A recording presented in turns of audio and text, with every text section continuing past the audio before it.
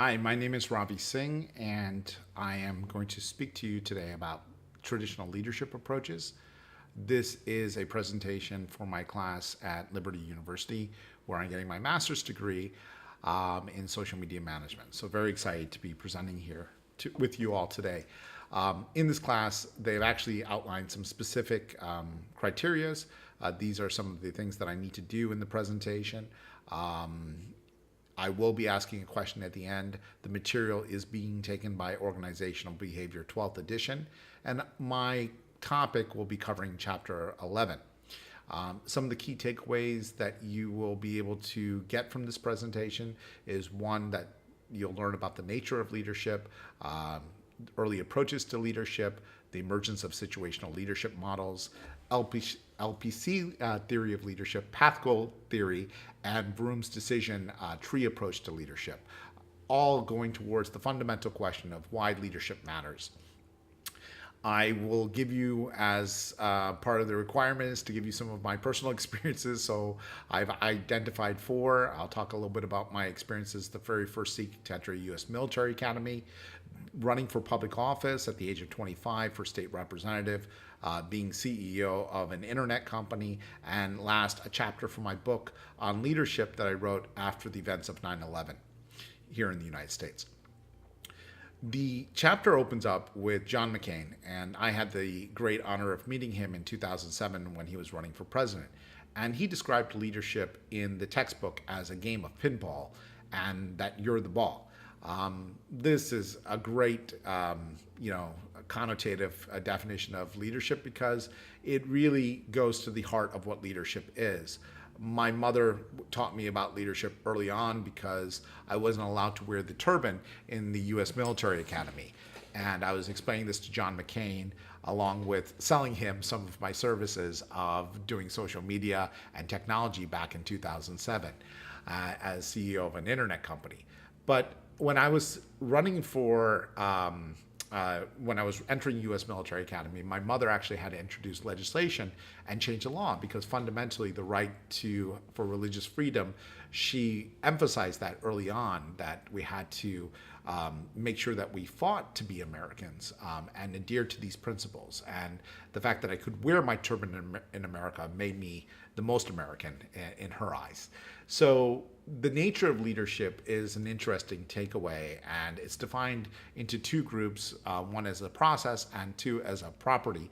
And then the ability to influence. My mother's ability to convince Senator Paul Simon and Denny Hastert to introduce legislation and then have Ronald Reagan actually sign it into law was her charismatic ability, or was it her process, or was it the ability for her to have a set group of characteristics that was able to make her influence successfully? And so the chapter talks about these two definitions.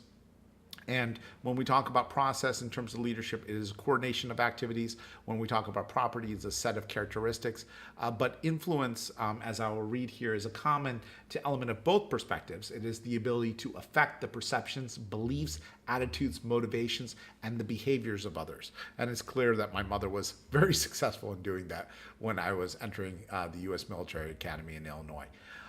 Cotter was used as an example here, where he was talking about the distinctions between managerial and leadership in general. And this was part of the evolution of leadership. A lot of people confuse these two things. Here he's identified them into four groups. And in these four groups, I've made this chart here where M symbolizes management and L symbolizes leadership. And you'll notice all the way down to outcomes, like managers will be predictable, while an outcome will be wanting to produce change. Takeaway two is that the chapter talks about early approaches of leadership and talks specifically about job-centered leadership behavior, employee-centered leadership behavior, the consideration behavior, and initiating structure behavior, and goes right into the heart and soul of traits of approaching leadership. Now, when we look at these three individuals, Abraham Lincoln, Joan of Arc, Mahatma Gandhi, they all have different traits. And the book talks about how in the early days, leadership was looked upon as even looking at your height or even your handwriting.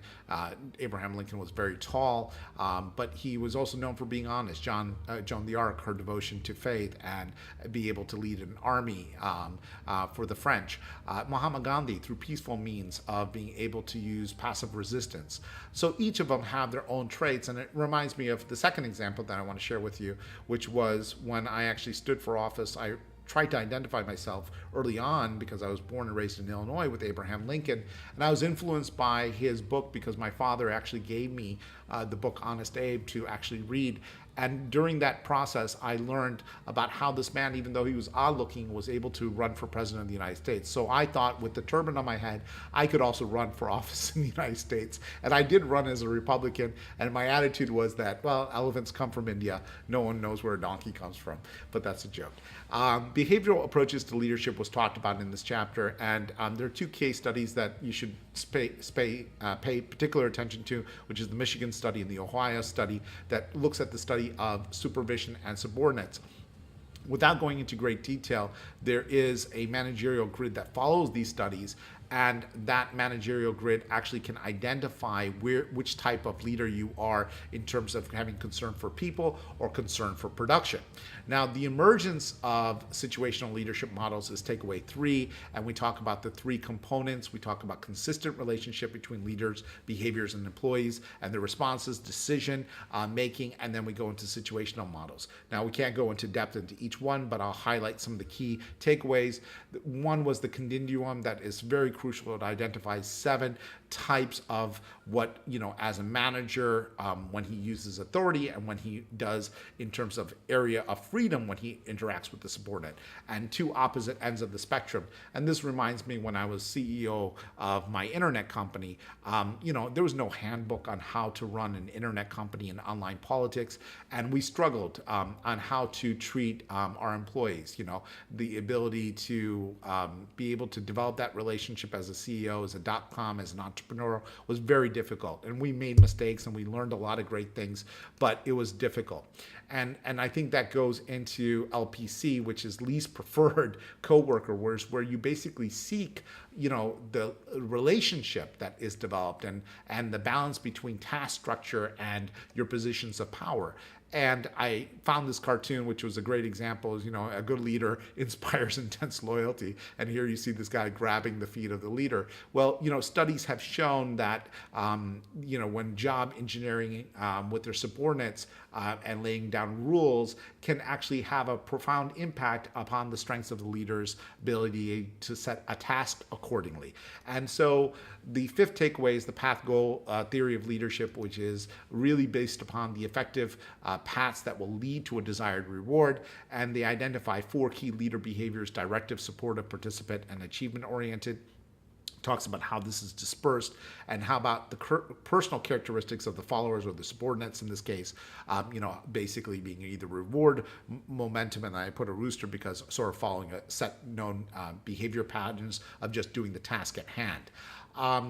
The chapter gives a real life result of a study which was phenomenal, which asked the question, yes, is it important for a manager to have a hand at precise answers to most of the questions that subordinates may raise about their work? And whoppingly over in Japan, every follower expects the leaders out there to know the answers. But in the United States, we're right in between. We're about 18%. We're low. We don't expect our leaders to know the answers. But like, for example, Sweden, they definitely don't expect their leaders to know the answers. But in Japan, the followers do expect leaders to know all the answers. So that leads us to Vroom's decision tree, which is takeaway 6. And this was interesting because this was really about, let me go back to that. This is basically nothing more than a tool. And he talks about how you can make the decision of what type of leadership you need to actually solve your problem. So if you don't know, he's found out this tool that will help you decide, well, you need to be a decision-making leader, you need to be a delegating type of leader, you need to consult individually or consult by group, or you need to facilitate your type of leadership. And here in the book, they give you an illustration of the diagram and some of the results on a specific problem statement.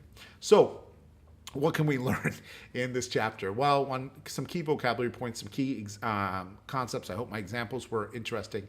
And that leads me to my last example, which is a book that I wrote after the events of 9/11. I never ever wanted to play the minority card, and I always considered myself American, and even though I wore a turban, I felt that made me most American. And so after the events of 9/11, I wrote a book called Leadership by Turban, talking about growing up in America and things that I learned from running for office and being educated in the United States and things that my parents taught me. And I came up with a definition of leadership on my own, and this is the definition I came up with. What is leadership? To truly lead means putting aside your own desires and ambitions to better your country, your religion, your community, your business, and your family, inspiring them to become more than they would have ever imagined. And so that leads me to my question: what is your definition of leadership? If you can give a life of an example of your definition, who they might be in their name, what position they are, and maybe some of the actions they have taken. And I'll end on this funny and great video when the same question was asked to some young kids. Somebody who is always there to guide you and like show you the light, and like when it gets dark, he can like light a torch of knowledge to guide you. Yeah, like his Follow the leader.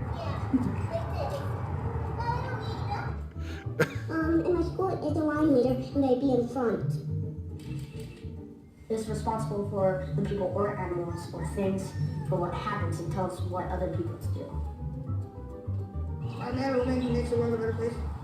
Someone who judges you, and you have to follow him, whatever he does.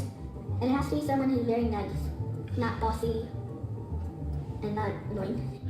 So I hope I wasn't annoying, and I hope I wasn't bossy, and I was able to give you a quick overview of Chapter 11. I apologize I didn't have more time, but if I didn't answer any of your questions, you can look at my PowerPoint in detail, which will be available in the forum.